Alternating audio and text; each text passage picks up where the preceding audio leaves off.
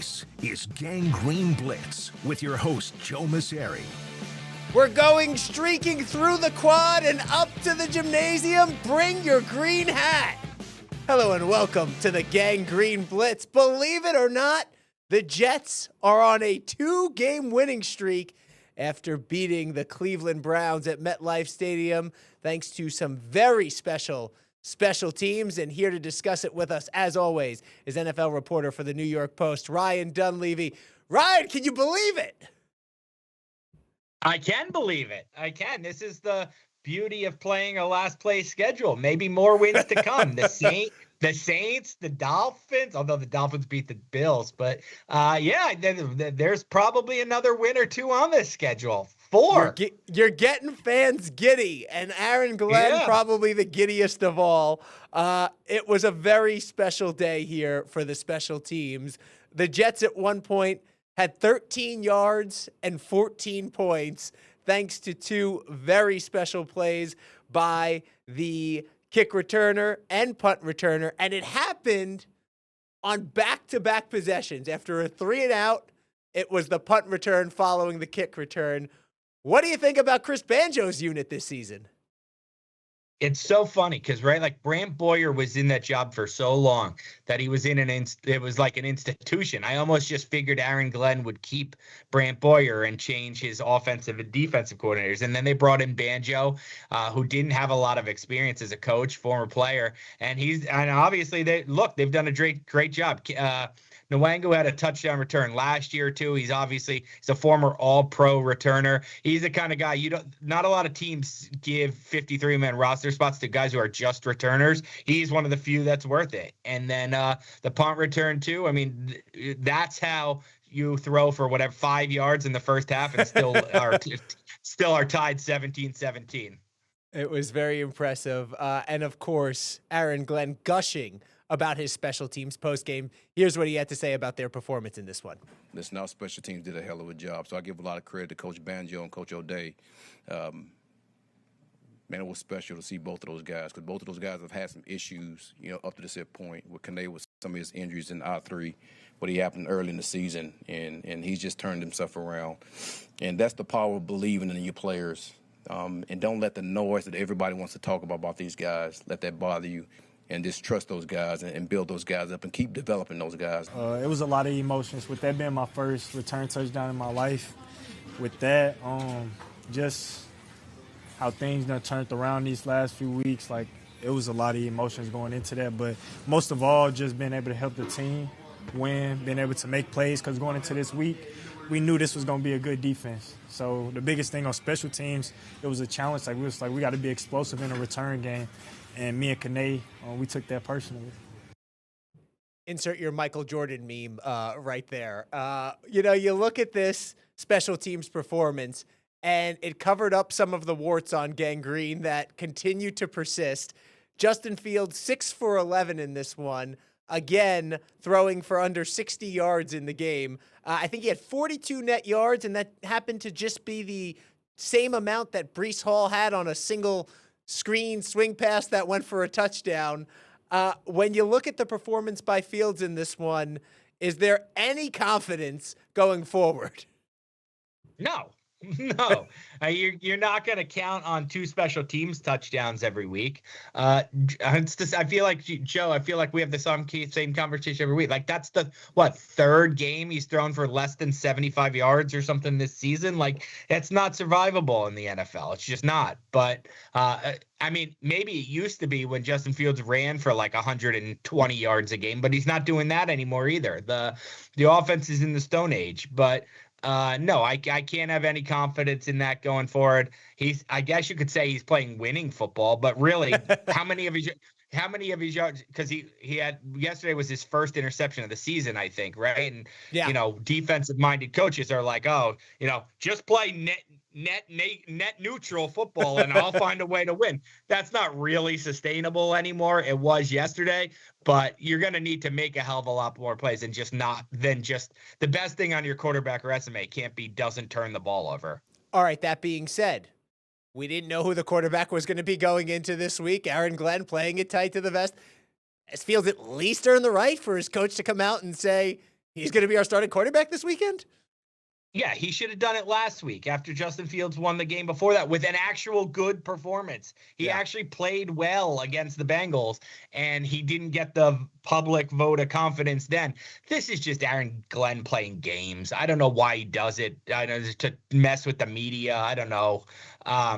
But he should have done it last week. Everybody knew you don't bench Justin Fields after a good game. Everybody knew it was going to be him going into that game.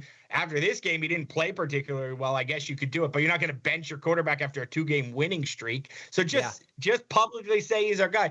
His point is, as long as the guy knows I believe in him behind the scenes, what does it matter what I say publicly? But what does it matter what you're not saying publicly? Do you think you're creating a competitive advantage for next week's opponent? Like, ooh, maybe Aaron Glenn's going to be the first coach in NFL history to bench his quarterback after going winless and then winning 2 straight. And he's going to revolutionize quarterbacking by benching. He's going to bench his winning quarterback for the backup.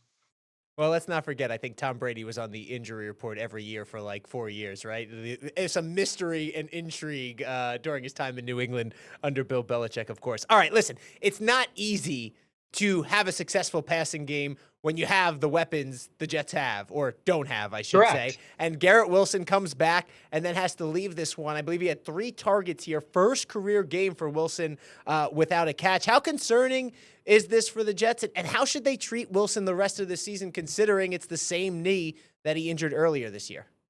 Well, let's start with the second question because that's easy, right? Like they should have a long-term view on this, right? They just took a long-term view on the whole organization.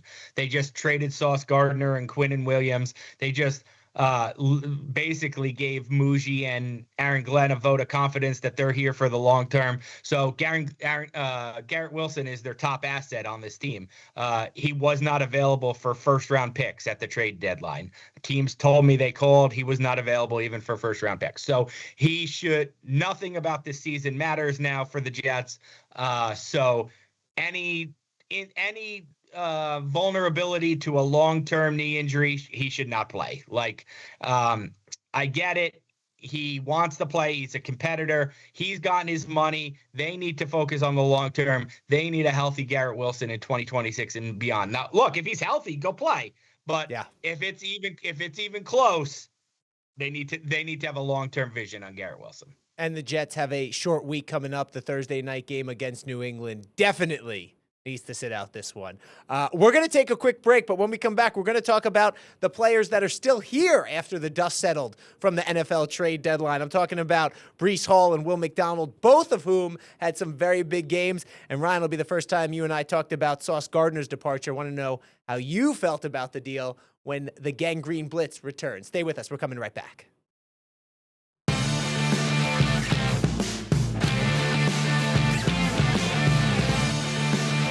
Welcome back to Green Blitz. Well, the Jets are on a winning streak as they pick up their second win in a row following the bye week. They improved to 2-7 on the season, and it was thanks to some foundational pieces that are still here after the dust settled at the trade deadline, maybe by surprise to some. Joining us each and every week here on the Green Blitz, NFL reporter for the New York Post, Ryan Dunleavy. Ryan, Will McDonald had a sack. E-I-E-I-O. That was the theme, 4 of them in this game here. He has 7 sacks on the season now, 3.5 away from his career high, 10.5.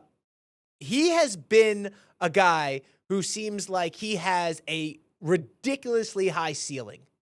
And you see what he comes out and does yesterday, and gets Big Macs for everybody. That's all I heard from Anthony Becht on the call on the radio. What do you think of Will McDonald, and what kind of a force can he be for the Jets moving forward here?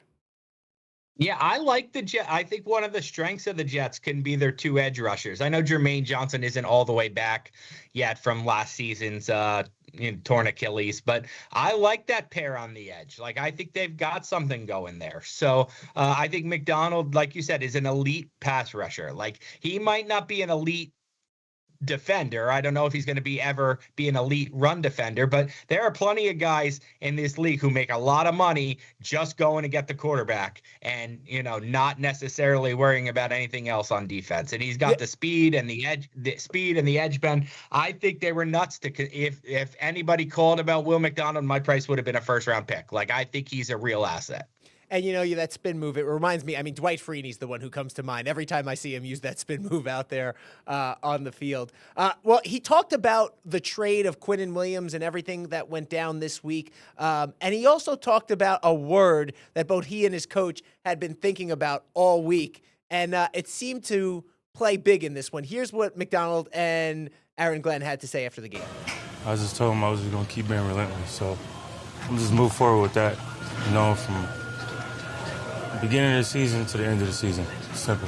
I have some words he had, and I have a lot of belief in that player. And for him to come out and do exactly what he said he was going to do during the week is be relentless and go make plays. He went out there and he did that. And to get 4 sacks in the game, that's a huge deal. Actually, Garrett had 5 last week. For him to get 4 this week was a true testament of him buying in. And I'm going to say this for all the players buying in. But it wasn't just buying that we have staying also. I don't know. It's the stay-in is what I do on Saturday nights these days, I guess. I'm not familiar with the stay-in, but I appreciate the buy-in there. Given the fact that the Jets just went out and traded Quinnen Williams, and we always talk about, right, what those interior linemen can do for those edge rushers. How much more impressive does that make what Will McDonald was able to do this weekend, tying a franchise record here with 4 sacks in a single game? Yeah, no, it makes it super impressive. The Jets have this defensive line that needs to go out and get the quarterback, especially now the secondary is weaker without Sauce Gardner. So the Jets are gonna go as going forward, they're going to go as far as like this, their young draft picks kind of take them on both sides of the line of scrimmage. And looks like Will McDonald's a piece. And now they need like Olu Fashanu and Armand Membu to follow that same trajectory. All right. Another guy we talked about before the deadline was obviously Breece Hall. It has been some year for Breece. His last 2 games, he has looked like the weapon that we have thought he could be and should be for this offense. You look at Breece, and you said before the deadline, if they don't trade him, then they better extend him. So you think we're going to see him here on a franchise tag? You think they're going to work out a long-term deal? What's your gut say after he was still here when the dust settled on Tuesday? My gut is he'll be here next year because I do look. So I think Darren Mauceri proved to us that he can be a shrewd negotiator at the trade deadline. He got max value for the 2 trades he made. The report is that they had a 4th round pick for Breece Hall and they didn't budge and give him away. They wanted a 3rd round pick. They didn't get it. They didn't give him away. So to me, that tells me that they'll have him. I think Darren Mauceri has seen the beating that Joe Shane has taken across town for letting Saquon walk out the door for nothing. So I don't think that's an option. I think they'll use the franchise tag as leverage in Breece Hall. And if he's willing to play ball to a multi-year extension, then great. I have no idea what Breece is looking for numbers wise, but he's obviously playing his way into the top of the market right now.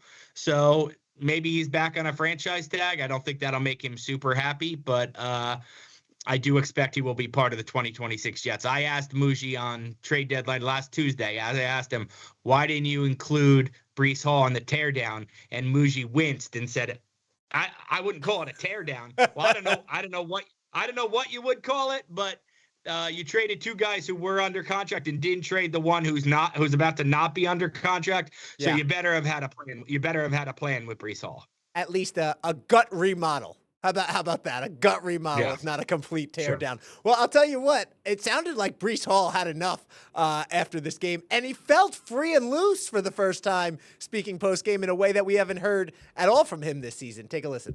I want to say it's a roller coaster week. I've known the position I've been in since, May, so it's kind of like, for me, it's kind of like, F it. It is what it is. by the end of the day, I said I'm here to show up on Sundays, Mondays, Thursdays. So the other stuff is for y'all to gossip about and for everybody else on the outside to talk about. So for me, it's worrying about football. I love that from him. You could see that little smirk on his face. He is, I think Aaron Glenn called him the workhorse for this team after the game. We talked a lot about all of the stable of running backs that the Jets had coming into the season. Do you think if Breece sticks around and he's here next year, we will see the Jets buck convention a little bit and make him the workhorse, the number one back like we used to see in the NFL? That's what it should be. Yeah, that's what it should be. He's earned that right. They basically tested him. They challenged him by bringing in all these other guys. He's answered the bell. It should be that. I mean, we say what it used to be. There's still 8 to 10 guys in the NFL like that. And that's true. They're the best It's the ones. exception, though. It's the exception, not the rule. Correct. Well, Breece Hall is the exception. Yeah. Hall is the exception. He's one of the 8 to 10 best backs, and he should be treated that way. The one thing I will say is it's great to call a guy a workhorse. Go watch the Saquon documentary on Amazon Prime and watch the scene where Saquon gets 35 carries or something against the Houston Texans after he turned down his contract extension and says that he feels like they were punishing him for turning down the contract offer, and then we're trying to run him into the ground against Houston. So it's great that you think Breece is the workhorse, but if you're going to say those things, Aaron Glenn, you better be on the same page with Darren Mauceri and pay him like a workhorse, because otherwise running backs are severely aware in today's day and age that their wheels fall off, so they don't want to be treated like a workhorse unless they're paid like a workhorse. And Breece Hall has already acknowledged the shelf life he has as an NFL running back this season. All right, let's talk about those deadline deals, because you mentioned it. You said Darren Mauceri proved himself to be a shrewd negotiator here. We talked a little bit about Quinnen Williams, as a possibility before the trade deadline moving out. Sauce Gardner seemed to come out of left field. How surprised were you by that move, and how surprised were you by what the Jets got back here? Stunned. And teams I talked to were stunned. They didn't know he was available, and I don't even know if he was available. I think it might have been a case where the Colts were desperate for a corner. Everybody in the league knew that. And they just shot their shot, shoot, right? And they shot their shot, and they said, we're going to call and get the one we thought was the best in that draft class, the one we thought was the best in all the recent draft classes, and we're going to make them an offer they can't refuse. And so I think that's what happened here. The Jets certainly weren't shopping Sauce Gardner. I was stunned. Other teams were stunned that he was traded. And I think it just became a situation where it was like, hey, we could get 2 first-round picks and a guy that, our organization's pretty high on in A.D. Mitchell. That's basically it's not, because he's not on he doesn't have the full 4-year contract, but maybe it's kind of like getting 2 first and a third or something. Yeah. No, I think that when it came to Sauce Gardner, that was a shocking franchise cornerstone altering trade. Everyone knew Quinnen Williams wanted out. They're not in the same ballpark. All right. When you talk about the Gardner deal, Mauceri talked about the contract that he had just signed, and he said that they kind of structured it in a way that the Jets wouldn't be penalized for making a move like this. When you hear that, both as from a GM standpoint, right? What do you think of that? Put your GM hat on. And then as a player standpoint, though, if you are signing a long-term deal with the Jets, what goes through your mind having heard that? I mean, he's still getting paid. So as a play, yeah. I think as a GM, I think it's smart, right? I think it was smart of the Jets to do that. Hey, we're going to commit to this guy early. He's going to be thrilled. Guys who get contract extensions after their 3rd years are thrilled that the team didn't make them wait. So there was going to be some excitement on Sauce's part, no matter how you structured it. You set yourself up to not have huge cap hits. So hey, if we're good, then we got the guy locked up. And if not, we can still trade him. And that's exactly what happened.